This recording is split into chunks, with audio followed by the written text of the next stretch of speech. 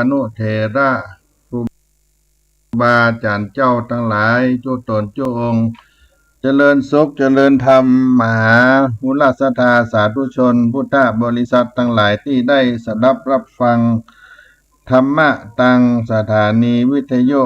วัดฝ่ายหินมหาวิทยาลัยเชียงใหม่ในเมื่อค่ำยามเย็นในวันนี้ รายการเสียงธรรมพระธรรมจาริกวัดสลีโสดาพระอารามหลวงจังหวัดเชียงใหม่ด้วยอัตมภาพท่านพระครูปัญญาสังฆการผู้ช่วยเจ้าวาดวัดสลีโสดาพระอารามหลวงได้มาพบกับมหามุลศรัทธาสาธุชนทั้งหลายในวันนี้วันที่26 มกราคมพุทธศักราช 2565 ก็เป็นสัปดาห์สุดท้ายปลายเดือนต้นปีพุทธศักราช 2565 มา1 เดือนจะหมดจะเสี่ยงไปท่านสาธุชนทั้งหลายวันนี้อาตมาภาพในนามคณะสงฆ์วัดสลีโสดาพระอารามหลวงก็ได้นำสาระธรรมเอามาปันมาฝากพี่น้องท่านทั้งหลายวันนี้จะได้นำเอาพระธรรมเทศนาอันเป็นมังกละเรื่องสรากลิวิจาสูตรเอามาเทศนาเป็นพันละนาโวหารพื้นบ้านล้านนาปานฝากคือเป็นมังกละกับสาธุชนท่านผู้ฟังทั้งหลายแล้วก็จะได้อธิบายในความสำคัญในสาระธรรมสรากลิวิจาสูตรเป็นธรรมมังกละที่มีมาแต่โบราณกาลก่อนที่จะได้สดับรับฟังธรรมะในช่วงต่อไปก็จะได้นำเอาสุภาษิตล้านนาไทยเอามาปั่นมาฝากพี่น้องท่านทั้งหลายในต้นรายการนี้มีสุภาษิตในบทที่ว่ากินข้าวอย่าลืมเฟืองกินเมืองอย่าลืมไพร่กินข้าวอย่าลืมเฟืองกินเมืองอย่าลืมไพร่ได้กินข้าวอย่าลืมฟังข้าวได้ครองเมืองก็อย่าได้ลืมไพร่ความหมายนั้นได้ดีแล้วอย่าลืมผู้สนับสนุนได้ดีแล้วอย่าลืมผู้สนับสนุนกินข้าวอย่าลืมเฟืองกินเมืองอย่าลืมไพร่อาจารย์สนั่นธรรมธิสำนักส่งเสริม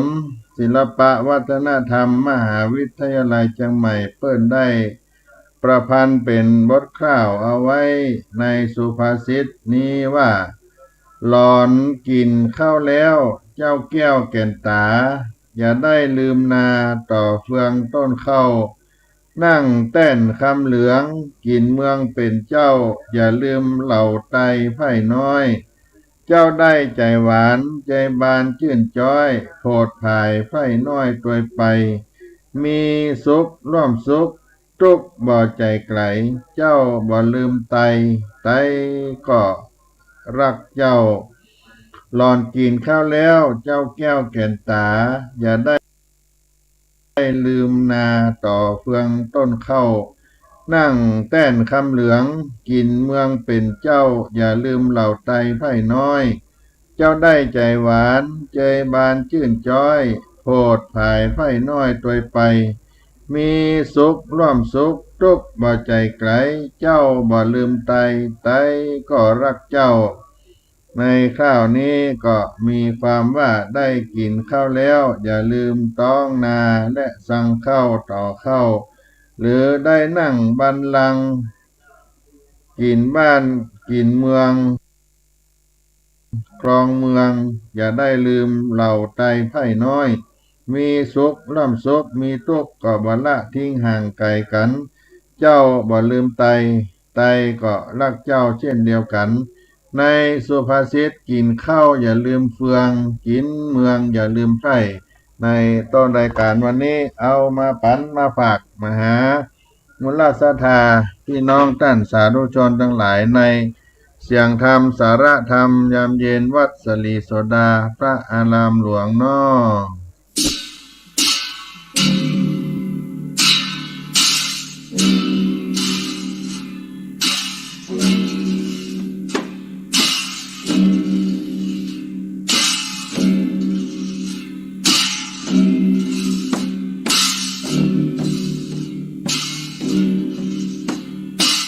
ลำดับต่อไปจะได้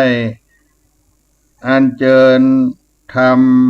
สลากาลิวิจาสูตรอันเป็นมังคละธรรมมาเทศนาปันฝากพี่น้องศรัทธามาค่ำยามเย็นในวันนี้เป็นธรรมสืบจาตาธรรมมงคลสืบจาตาบ้านจาตาเมืองสืบจาตาคนเฮาสืบเป็นการเจริญอายุวัฒนมงคลเป็นมังคละครบรอบวันเกิดอายุครบ3 รอบ 4 รอบ 5 รอบ 6 รอบ 7 รอบก็แล้วแต่โอกาสก็มีการสืบจาตาแบบโบราณล้านนาก็นำธรรมนี้มาเทศนาเป็นธรรมผูกหนึ่งที่เป็นมังคละที่ใช้ในงานสืบจาตาจาตาบ้านจาตาเมืองจาตาคนเฮาเป็นมงคลกับชีวิตจะเป็นสาระนำธรรมพันละนาโวหารจะนำมาปั่นมาฝากพี่น้องจะได้สดับรับฟังเป็นลำดับต่อไปก่อนที่จะได้รับพระธรรมเทศนาอันเป็นมังคละนี้ก็จะได้นอบน้อมไว้พระติรัตนะถลายเจ้าสามภาการไว้พระบรมธาตุเจ้าดอยสุเทพไว้ตั้นครูบาเจ้าศรีวิจัยเป็นการปูจาคุณในครูบาอาจารย์เจ้าก่อนน้ออะระหังสัมมาสัมพุทโธภควาพุทธังภควันตังอภิวาเทมิสวากขาโตภควตาธัมโมธัมมังนะมัสสามิสุปฏิปันโนภควโตสาวกสังโฆสังฆังนะมามิอันธรรมยังพุทธัสสะภควโตปุพพาคณมะการังกโรมาเสนะโมตัสสะภควโตอะระหะโตสัมมาสัมพุทธัสสะนะโมตัสสะภควโตอะระหะโตสัมมาสัมพุทธัสสะนะโมตัสสะภควโตอะระหะโตสัมมาสัมพุทธัสสะสุวรรณเจติยังเกสาวะระมัทธลุงกังวะลัญญธาตุงสุเตวะนามกังนะระเตเวหิสัพพะปูจิตังอหังวันตามิสัพพตาปัญญาวาอัสสมิงเยวะจันติมาอิวะทาระยังเปตกัตตัญเยสาสนะนิญาณิเกติโมกขะปัทมวรังอปาญะนิวารนังอระหังสักกะโสปานัง ปัทมังอุปัชชังคหาเปตัวปัตปัตตาจีวรังยังจะตังสังฆมาเชพุทธาสวาหาอายังวุจติสีวิจัยจนะจะมหาเทโลสัพพะลาโภนิรันตรังตะมหัง สังฆังศิรสานามามิ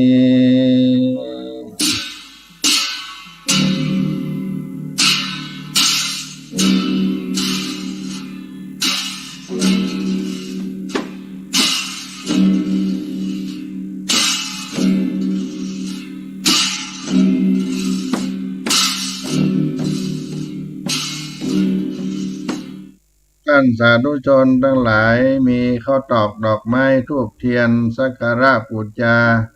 พระราชธรรมเทศนาสลากาลิวิจาสูตรเป็นการจำเริญ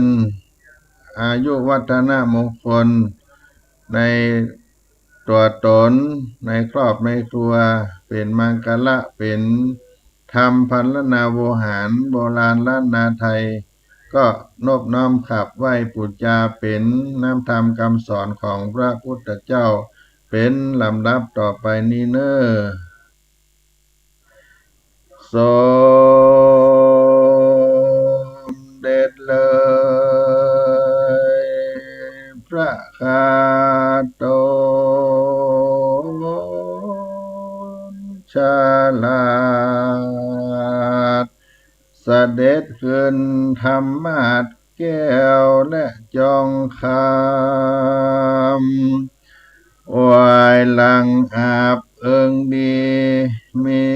รัศมีงามอยู่ย้อยแย้มส่องไฟแก้มเพียบผิวคำผู้ขาขอ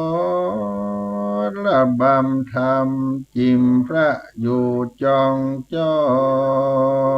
งขอพระคายาเข่งคำขอ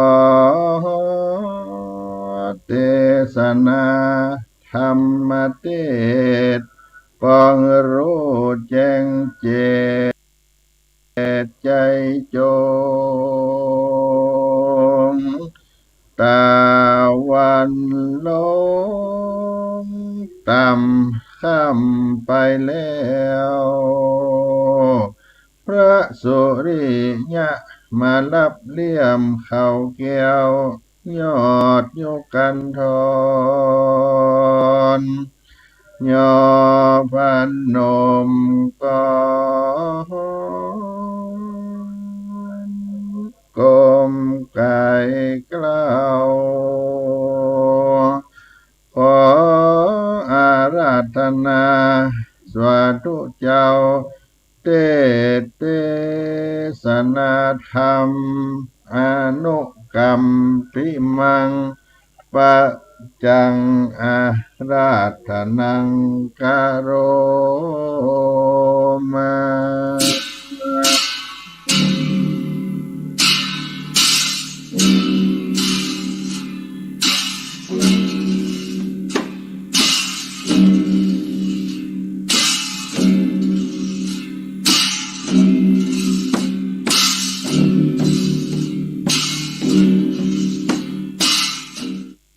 นะโมตัสสะภะคะวะโตอะระหะโตสัมมาสัมพุทธัสสะเอวัมเมสุตังเอกังสัมมัญญังภะคะวาราจังกะเหมิหารติกิจักขุเตปัปปะเตเตนะโกปานาสัมมัญเยนะอัญญาสัมมาหานันโตอาปาติโกโหติตุขิโตปาละหะกิลาโนอาทังโกภะคะวะเยนะญาสัมมาอันนันโตเตนุปะสังกามิอุปะสังกามิตัวปัญญาเตอาสันเนนิสิตินิส สัจโจโคภังกาวานิสัจจโคภังกาวาอัญญสัมมันตังเอตันตโวจากัจจิอนันตังคามนิยังกัจฉิญาปานิยังกัจจิตุกขเวทนาปฏิกามันติโนอาภิกามันติอาภิกาโมสนังปัญญาญาติโนอาภิกาโมตินะเมพันเตคามะนิยังนะญาปานิยังปาละหันเนตุงกเวตนา อาภิกามันติโนปฏิกามันติอาภิกาโมสานังปัญญาญาติปฏิกาโมติอนันตาอิมังสลากาลิวิจาสุตังอุกันหันตาสาหิเตอนันตาอิมังสลากาลิวิจาสุตังวาเจตกังวาเปตาสาหิเตอานันตะสลากาลิวิจาสุตังภวิสัตติสัพพัญญังวาโลมะหังโสวาโสปะหิเยสติจตุปะลิสานังภิกขุนังภิกขุนีนังอุปัสสกาอุปาสิกานันจามหิเตอัฏฐตาญาหิตาญาสุขาญาจาหิอนันตสัมมาสัมพุทเทหิเตสิตังวิปัสสิอนันตสัมมาสัมพุทธัสสะอิมังสลากาลิวิจาสุตังภาสิตังสิกิกัปปิอนันตสัมมาสัมพุทธัสสะอิมังสลากาลิวิจาสุตังมัญญาปิอนันตสุตตเมอนันตเอตาระหิสัมมาสัมพุทเทอิมังสลากาลิวิจาสุตังภาสิตังสังโฆเทวานามินโตอิมังสลากาลิวิจาสุตังภาสิตังสังโฆเทวานามินโตอิมังสลากาลิวิจาสุตังภาสิตังอโหสิอุทธุลาอุทธุลาสัทธุลาสัทธุลาตันดุลาตันดุลามัทธุลามัทธุลาบุพพาลาปุมพาลาโลกิลากะลาลาติโยโกจิอนันตนามาโตวะโกตะโตวะปัตตะโตวะอาลากาคาโตวะอุกาหินิสติวาทาลิสติวาวจิสตินะโจเลนะโสกาลังกาลิสตินะอุตเกนะโสกาลังกาลิสตินะปิสาเจนะโสกาลังกาลิสตินะนาเกนะโสกาลังกาลิสตินะโจเลนะโสกาลังกาลิสตินะปัญญาทินะโสกาลังกาลิสติอัญญตรากัมมาวิปาเกจลาติตัสสะทุทธาจิตโตอุตตรังนะลาภาวิสาลาอุตตรังนาลาภิสสติติโยจันนะปฏิกานิรัตตินาติวังวารักขังกตังวาภาวิสติสัพเพสังปาลานังสัพเพสัง อุปาสกานังสเปสังอุปาสิกานังนะหัตถสันตสังรักขังกตังภาวิสตินะปาทสันตสังรักขังกตังภาวิสตินะจักขุสันตานะโสตสันตสังรักขังกตังภาวิสตินะจิวหาสันตสังรักขังกตังภาวิสตินะกายสันตสังละขังกาตังภาวิสตินะมโนสันตสังระขังกาตังภาวิสตินะภวังกะสันตสังระขังกาตังภาวิสติหัตถะอุตรังนาลัพพานะรัพพิสติยัคโขวายัคขีวายัคคาโปตะโขวายัคคาโปติกาวายัคคามหามาโตวาญาคามหามติวาญาคาปาลิสัจโจวาญาคาปาลิสัจจิวาญาคาปัจจาโรวายะคาปัจจาลีวากันทาโปวากันทาปีวากันทาโปตะโกวากันทาโปติกาวากันทาปะมหามโตวา กันทัปปามหามติวากันทัปปาปาลิสัจโจวากันทัปปาปาลิสัจจิวากันทัปปาปัจจาโลวากันทัปปาปัจจาลีวากุมพันโดวากุมพันเดวากุมพันดาโปติโกวากุมพันดาโปติกาวากุมพันดามหามโตวากุมพันดามหามติวากุมพันดาปาลิสัจโยวา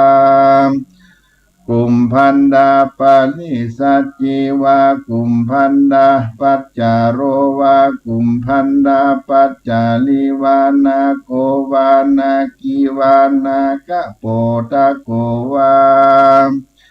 นากะโปติกาวานากะมหามโตวานากะมหามติวานากะปริสัจโจวานากะปริสัจจิวา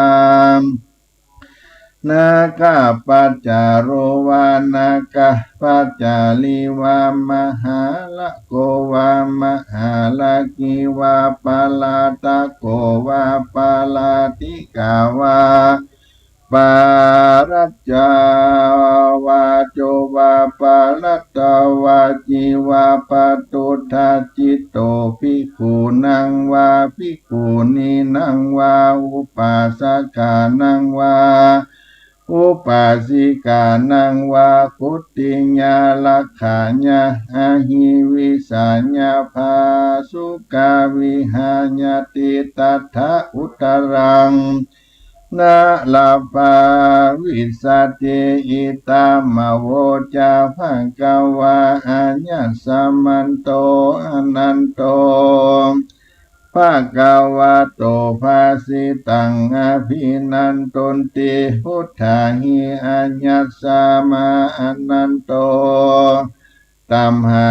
ปาตาตถาปะหิโนอัญญสัมมันโตโสอภาติโกโหติเอวัมสลิโลนิทุโคนิโรปัตตโวนิรันตรายโยปะหุลาโพปังหุญญโสปังหุโปโคปังหุโภโกปังหุปัญโยภาวันตุสัพพตาติสลากาลิวิจาสุตตังนิติตังอนันตะโดลาอานนท์ส่วนอันว่าธรรมสลากาลิวิจาสุดดวงพาเสดดวงนี้อันพระพุทธเจ้าทั้งหลายหากได้เทศนามาจุตนจุพระองค์เพื่อให้ได้เป็นพระโยจันนาอันพาเสดให้สุขมาบังเกิดแก่ปริสัตทั้งหลาย ทั้งสี่จำพวกยุจั่วนี้และภาวะอันนี้และภาวะอันมาไปนาทลาบต่อเต้าเข้าสู่นิพพานเจ้าบ่รู้เท่ารู้ตายสุขสบายมากนักหันจากหาสุขอันใดมาเพียบเทียมบ่ได้แต่แลอนันตดูลาอานนท์กันว่าผู้กะละยิงใจฝูงใดใดจำเริญปั่มเป็นธรรมชื่อว่าสลากาลีวิจาสูตรอันพาเสดดวงนี้เอาเป็นที่เกินใจแม้นว่าปัจจุบันหันต่อหน้าก็หาพยาสัตตโลอุปัตตวะกังวลโดนตะลายตั้งหลายบ่ได้มีวิสาลตาอันองค์อาจฉลาดรู้ในตั้มกลางปริสัทตั้งหลายบอกเข่งขามสักขาบอกเข่งขามสักอันและเม่นว่าสาตดิชานตัวเครื่องคาบหยาบจ้ากากันนองป้องใกล้ขาตามไล่ก็บ่มีสาขาบและอนันตดูลาอานนท์อันว่าธรรมสาลากาลีวิจาสูตรวังพาเสดอันนี้แม้นว่าพญาอินตาธิราชโตนองค์อาจอันเป็นใหญ่แก่เทวดาทั้งหลายก็เรียนเอาแต่สำนักปาตถากตะได้แล้วก็เอาไปเป็นที่จังที่เบิ่งแห่งตนโดยใจแล้วนำไปสั่งสอนเทวบุตรเทวดาทั้งหลายเพื่อให้เอาไว้จำเริญไปข้ามเจ้าทาลาบต่อเต้าอายุแห่งตนและเตนะวุตังเหตุตังอันพระตถาคตาจริงจังอนุญาตให้ไว้ยังให้ไว้ยังทำสลากาลีวิจาสูตรวังพาเสดอันนี้ไว้เป็นที่สักการะปูจาผาสุกาวิหารัญญาก็เพื่อให้อยู่สุขสำราญบันใจหาอุนตรายตั้งหลายบ่ได้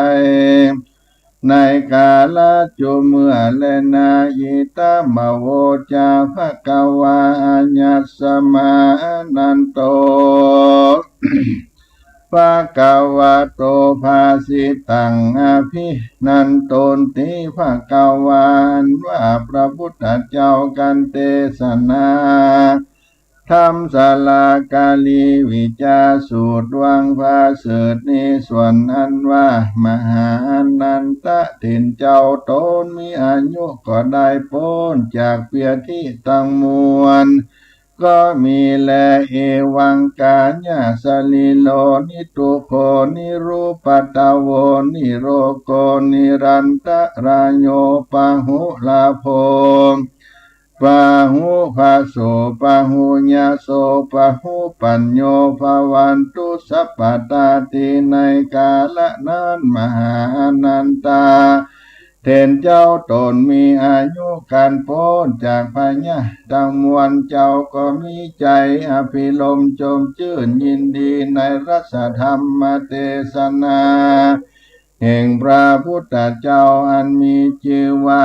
สลากาลิวิจาสูตรวังพาเสดนี้มากนักแถมประการหนึ่งมหานันตะเถนเจ้าก็หาทุกอันใดบ่ได้หาเปรียบที่โลกาอุปัตตวะกังวลโนนตาลายอันใดอันหนึ่งบ่ได้มีญาสาลาภาสาการปัญญาปัญญาก็มีแลพระพุทธเจ้ากล่าวซึ่งมหาอนันตาเต็นเจ้าตนมีอายุพระสาลากาลีวิจาสูตรวังพาเสดนี้ปุกาละยิงใจฝูงใดได้จำเลินเกินใจสั่งว่าสวัสดีใหญ่โดยใจกะละว่าครบยามดังอันปุกาละยิงใจฝูงนั้นก็บอกหอนจังใดมีทุกข์เด้าว่าจังใดเสวยสุขเทวานมีญาสา ลาภาษาการบ่ขาดผาสาจากข้าศึกสัตโลอุปัตตวะกังวลโนนตาลายตังมวลพระกอบไปโดยกาญิกาสุขเจตสิกาสุขในหิริยาบถทั้งสี่ประการคือเมื่อสุขเมื่อนั่งเมื่อนอนเมื่อเจียวสุขเมื่อหลับเมื่อตื่นก็โดยอานิสงส์อันใดกล่าวว่าครบยามปุจจาญาทัสสะธรรมเทศนาแห่งพระพุทธเจ้าอันชื่อว่าสลากาลีวิจาสูตรอันนี้แม้นว่าใดจุติตายจากเมืองคนก็เอาตนเมื่อเกิดในจันทร์ฟ้าเลิศเมืองสวรรค์กันว่าจุติจากจันทร์ฟ้าเมืองบนได้เอามาเกิดเมืองคนก็ได้ไปเกิดในคากุลคัตติญาพรามนาสากุ้ยเศรษฐีเป็นดีมั่งมีโดยเขาของสัมปติจูภาวาจาดอยู่ตั้งใดกะตำปั้มเปงเฮือตานรักษาศีลเมตตาภาวนาไปใจบ่ได้ขาดบ่ได้ประมาทลาสาเป็นปัจจัยได้เกิดในจันทร์ฟ้าและเนลปานบ่อยาจาและนาเตสนาปลิโยสาเนสาธิกาธรรมเทศนาอันนี้เป็นพโยจันนะแก่ปัณณสัตว์ทั้งหลายมีภิกขุภิกขุณีอุปาสกาอุปาสิกาทั้งหลายมีอินตาพรหมยมมาลาเทวพุทธเทวดาอันมาผสมจุ่มนมในตีนั้นก็ได้เถิงธรรมวิเศษมีพระเพศว่าโสตาปาฏิภาลาเป็นตนมีละหันตาเป็นปริโยสารก็มีวันนั้นแลสลากาลิวิจาสุตังนิติตังขีญานกล่าวแก้ไขยังสลากาลิวิจาสูตรอันมาในทิปมนก็บังกรมสมเลสเสด็จสาธุสาธุสาธุก็ขอ